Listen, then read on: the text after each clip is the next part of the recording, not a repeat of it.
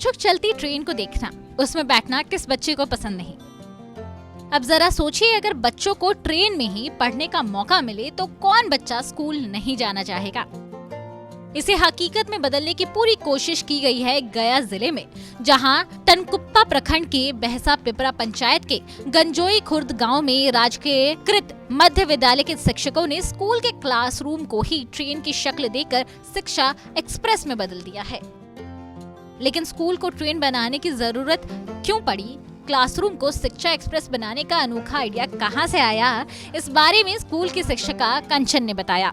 आज हमारा जो स्कूल है वो 11 महीने बाद खुला है, तो इस शिक्षा जो आज हम शिक्षा एक्सप्रेस के रूप में जो आज विद्यालय को परिणत कर दिए हैं, इसका एक उद्देश्य यह है कि बच्चा जो है वो हर चीज़ को नया चीज़ जब कुछ होता है तो बच्चा उसको सीखता है, नया चीज़ जब होता है तो उसमें और उत्साह आता है। इसलिए हम लोगों की एक कोशिश है कि बच्चे जब अपने घर से 11 महीने बाद आ रहे हैं तो वो विद्यालय में आने के बाद अपने आप को और उत्साहित करें और यहाँ आके उनको लगे कि नहीं, हम आए हैं विद्यालय में तो और कुछ अच्छा सीखेंगे। और यही उद्देश्य है इसका कि जिस तरह से ट्रेन आगे चलती है उसी तरह से बच्चे भी शिक्षा लेकर और आगे निरंतर आगे की ओर बढ़ें।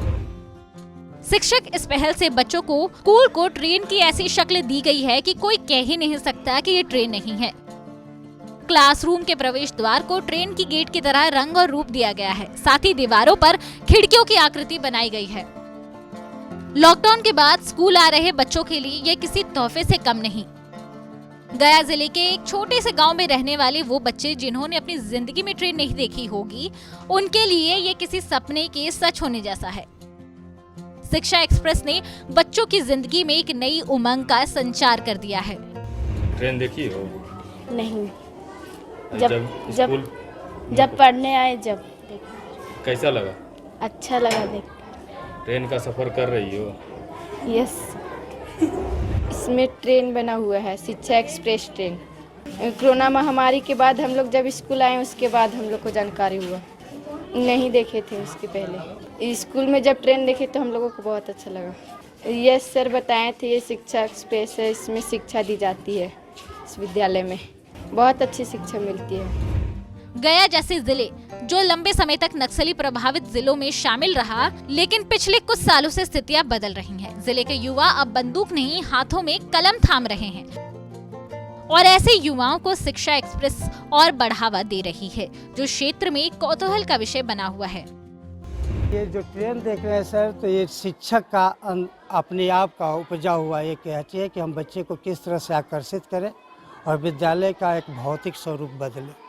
कुछ मेरे कार्य से प्रभावित होकर कहे कि सर शिक्षा के लिए आप क्या कर रहे हैं, तो मेन उद्देश्य है हमें गरीब बच्चे को जोड़ना। और सरकारी स्कूल में जितने भी बच्चे, हमें उम्मीद है कि सुविधा विहीन है। प्रिंसिपल का मानना है कि बच्चों के सपने को उड़ान भरने में शिक्षा एक्सप्रेस मील का पत्थर साबित होगा। ट्रेन के बारे में बच्चे से पूछते हैं कि बच्चा तुम चढ़ा ट्रेन पर, तो कहता है कि सर ना हम नहीं गए। तो कुछ ये भी आया कि बच्चा ट्रेन के बारे में तो एकदम कहता है कि स्कूल में हमें ट्रेन है। बहुत से बच्चा उत्साहित होकर कहते, तो ये भी प्रेरणा, ट्रेन के बारे में जानकारी भी उससे होता है, एक्सप्रेस शब्द से जानकारी होता है, तो बच्चा में उत्साहित है। छोटे से गांव के छोटे से स्कूल में उठाया गया ये बड़ा कदम साबित करती है कि कोई भी नई शुरुआत सुविधाओं का इंतजार नहीं करती।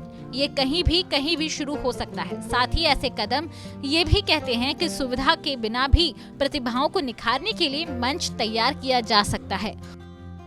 उम्मीद है गया के एक छोटे से स्कूल में शुरू की गई शिक्षा एक्सप्रेस से बच्चों में शिक्षा की अलख जगेगी। गया से पंकज कुमार की रिपोर्ट, बिहार तक।